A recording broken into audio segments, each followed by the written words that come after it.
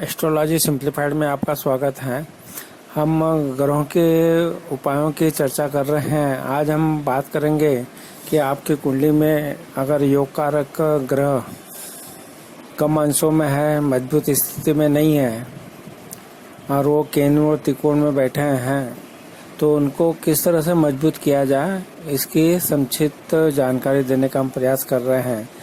पहले हम बात करेंगे सूर्य ग्रह। अगर जो भी ग्रह योग कारक है, तो मान लो सूर्य ग्रह आपका योग कारक है आपकी कुंडली में, तो वो आपके उसके अंश कम है और वो आपका सरल उपायों में हम उसका क्या कर सकते हैं। तो सूर्य जो है वो आपके पिता के आशीर्वाद लेना, पिता की सेवा करना, इससे सूर्य ग्रह मजबूत होता है। आदित्य स्तोत्र का पाठ करने से भी सूर्य ग्रह मजबूत होता है। गायत्री मंत्र का भी पाठ करना चाहिए, जिससे कि सूर्य ग्रह मजबूत हो गए। इस तरह से आप सूर्य को जब अर्ध चला देंगे, तो उसमें आप अर्ध जल में रोली तथा पुष्प डाल के उनको सूर्य को अर्ध देना चाहिए, जिससे कि सूर्य ग्रह का आशीर्वाद मिलेगा और साथ साथ में आप सूर्य को भी मजबूत कर पाएंगे। और इसमें यह है कि आपको सूर्योदय से पहले उठना चाहिए, जिससे कि सूर्य ग्रह मजबूत हो। और बुजुर्गों का, माता पिता दोनों का अच्छे से सम्मान करना चाहिए, उनकी सेवा करना चाहिए। इसी तरह अब चंद्र ग्रह आपकी कुंडली में अच्छी स्थिति में है और वो कम अंशों में है, तो उसको बलवान करने के लिए आपको ओम नमः शिवाय का पाठ करके शिव जी की आराधना करना चाहिए। इस तरह से शंकर जी को भोग लगा के ओम नमः शिवाय का पाठ करना चाहिए। और सब जो भी पहाड़ों की यात्रा करने से भी चंद्र ग्रह मजबूत होता है। माता का आशीर्वाद लेना चाहिए, या माता जैसी जो भी बुजुर्ग माता हैं उनका भी आशीर्वाद लेके चरण छू के आशीर्वाद लेना चाहिए और उनकी सेवा आराधना करना चाहिए, सेवा करना चाहिए। इसी तरह अगर आपकी कुंडली में मंगल ग्रह योग कारक होके अच्छे रिजल्ट नहीं दे रहा है और मजबूत स्थिति में नहीं है, तो उसके लिए मंगल ग्रह के लिए आपको जो उपाय करना चाहिए वो है हनुमान जी की आराधना करना चाहिए। हनुमान जी को चमेली के तेल का सिंदूर और शुद्ध घी में चोड़ा चढ़ावा करना चाहिए। आप हनुमान मंदिर जाइए और पंडित जी से बात कीजिए कि जब भी मंगलवार का दिन आता है तो आपको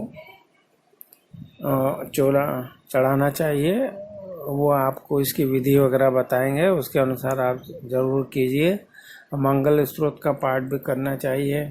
और प्रसाद के रूप में आप इमरती, जलेबी, बूंदी, चूरमे का प्रसाद आप हनुमान जी को चढ़ा सकते हैं वो मंगलवार के दिन। और अपने भाइयों से जो है अच्छा व्यवहार रखें और उनकी यथा योग मदद करना चाहिए।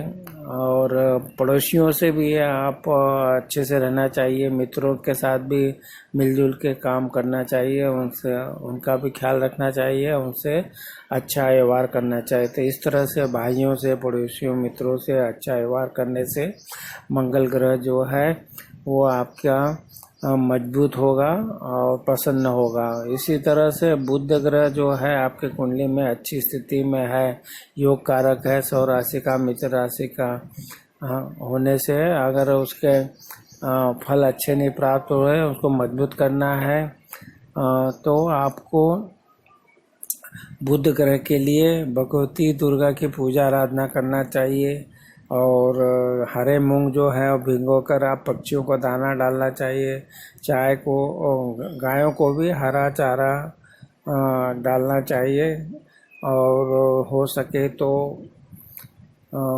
तोता जो हैं उनको पिंजरों में नहीं बंद करके उन्हें स्वतंत्र कराएं, जिससे कि आपका बुध ग्रह प्रसन्न होगा और मजबूत होगा।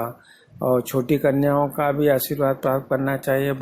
इस तरह से आपने देखा कि माँ भगवती की पूजा आराधना करके, पक्षियों का दाना डाल के, गाय को हरा चारा खिला के और साथ साथ में छोटी कन्याओं का आशीर्वाद लेके आप बुध ग्रह को प्रसन्न कर सकते हैं, मजबूत कर सकते हैं। इसी तरह बृहस्पति ग्रह जो है वो आपके कुंडली में योग कारक होकर अच्छे फल नहीं दे रहा है, तो आपको उसको मजबूत और प्रसन्न करने के लिए ब्राह्मणों का आशीर्वाद लेना चाहिए और मंदिर में जाके अपनी सेवाएं देना चाहिए और साथ साथ में केसर का तिलक मस्तर पर लगाना चाहिए और मंदिर में जो है आपकी जो भी सेवाएं बन सकती हैं देना चाहिए। साथ साथ में ज्ञानवर्धक पुस्तकों का दान करना चाहिए या बच्चों के लिए पुस्तकों का, जो गरीब बच्चे हैं उनके लिए उनकी पढ़ाई लिखाई के लिए पुस्तकों का दान करना चाहिए। इस तरह से बृहस्पति ग्रह जो आपकी कुंडली में प्रसन्न होगा और मजबूत होगा। इसी तरह शुक्र ग्रह की हम बात करें तो शुक्र ग्रह आपकी कुंडली में योग कारक हो क्या उसको अच्छे फल नहीं दे रहा है, तो उसको मजबूत और प्रसन्न करने के लिए आपको अपने घर में साफ सफाई रखना चाहिए, अच्छे वस्त्र पहनना चाहिए, अच्छे है ना स्वच्छ वस्त्र पहनना चाहिए और इसमें भी गौ माता की सेवा करना चाहिए तथा स्त्री जाति का सम्मान करना चाहिए, साथ में अपने पत्नी का भी सम्मान करना चाहिए। और इस तरह से आप शुक्रवार के दिन ब्राह्मण को खीर खिला के दक्षिणा आदि दे के उनसे आशीर्वाद प्राप्त करना चाहिए और जो भी मांस मदिरा आदि से सेवन करने से बचना चाहिए। तो इस तरह से आप अगर शुक्र के उपाय जो हमने बताया वो करेंगे तो शुक्र ग्रह आपकी कुंडली में योग हो कारक होके वो आपको प्रसन्न होंगे और मजबूत भी होंगे और अच्छा फल देंगे। इसी तरह शनि ग्रह आपकी कुंडली में योग कारक होके उसको मजबूत करना है तो आपको और शनिवार के दिन हनुमान मंदिर में जाके हनुमान चालीसा का या सुंदरकांड का पाठ करना चाहिए या अपने घर के मंदिर में हनुमान जी की फोटो की पूजा आराधना करते हुए हनुमान चालीसा सुंदरकांड का पाठ करने से भी शनि ग्रह जो है वो आपका प्रसन्न होगा। तो इस तरह से आपको इमरती उड़द की दाल जो है और दही है बड़े हैं ये बांटना चाहिए, मजदूरों के साथ अच्छा व्यवहार करना चाहिए, उनके यथासंभव मदद करना चाहिए जिससे कि शनि ग्रह आपका मजबूत हो। इसी तरह से आपके साथ में जो कार्य करते हैं आपके नीचे अधीन होकर जो काम करते हैं उनका भी आप ऑफिस में जो आपसे सहायता वगैरह हो सकते हैं उनकी करना चाहिए और उनसे अच्छा व्यवहार करने से भी शनि ग्रह जो है वो प्रसन्न होता है। जो हमारे ताऊ हैं चाचा हैं उनसे भी अच्छे संबंध रहेंगे तो हमारा शनि ग्रह जो है वो मजबूत होगा प्रसन्न होगा। तो इस तरह से सरल से उपाय हैं, आप ज़रूर कीजिए। राहु ग्रह अगर आपका योग कारक है अच्छी स्थिति में है तो आपको राहु के लिए सरस्वती जी माता सरस्वती का पाठ पूजन करना चाहिए, आराधना करना चाहिए। जहाँ तक हो सके जहाँ रसोई में खाना बनता वहाँ भोजन करेंगे तो भी राहु प्रसन्न होता है। आपको शाकाहारी रहना चाहिए, मांस मदिरा का सेवन नहीं करना चाहिए और घर में जो भी इलेक्ट्रिक सामान है वो सब चालू स्थिति में होना चाहिए और नाना जी से भी आशीर्वाद देकर उनसे अच्छे संबंध रखना चाहिए। इस तरह राहु ग्रह आपका प्रसन्न होगा और अच्छा वो मजबूत होकर अच्छा रिजल्ट देगा।